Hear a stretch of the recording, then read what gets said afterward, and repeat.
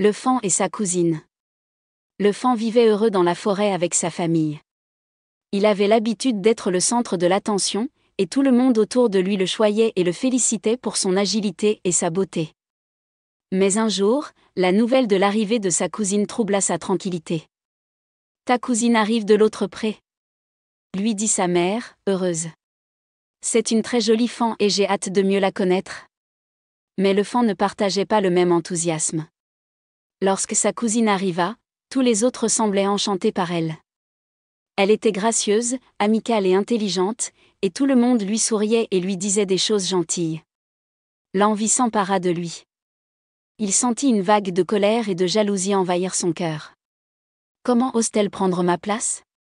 Jusqu'à présent, c'était moi qu'on admirait, pensa-t-il en la regardant avec des yeux plissés. Et puis une idée lui vint.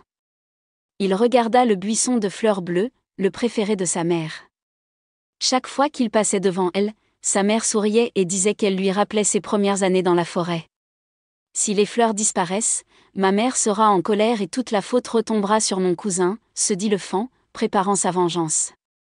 Sans réfléchir, il arracha les fleurs par les racines et les dispersa sur le sol.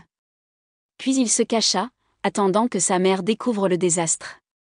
Quand elle vit le buisson détruit, ses yeux se remplirent de tristesse. « Qui a fait ça ?» demanda-t-elle, la voix pleine de déception.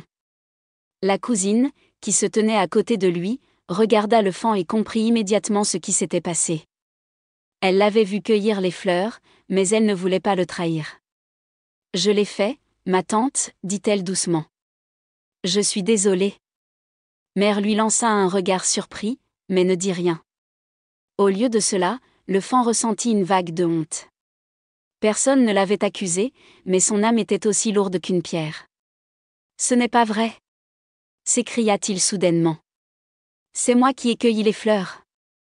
Je voulais blâmer ma cousine parce que j'étais jalouse d'elle. » Les yeux de la mère s'adoucirent et sa cousine lui sourit chaleureusement. « Merci d'avoir dit la vérité, » dit-elle. « Tout le monde peut faire des erreurs, l'important est d'en tirer des leçons. » Depuis ce jour, le faon a compris qu'il ne devait pas mesurer sa valeur en se comparant aux autres. Il a demandé pardon et a décidé d'être un meilleur ami. Avec sa cousine, il a planté de nouvelles fleurs bleues et leur amitié est devenue plus forte que jamais. Étoile en cercle, pardonnez à ceux qui font des erreurs et donnez-leur une seconde chance. Peut-être qu'ils voudront eux aussi devenir meilleurs.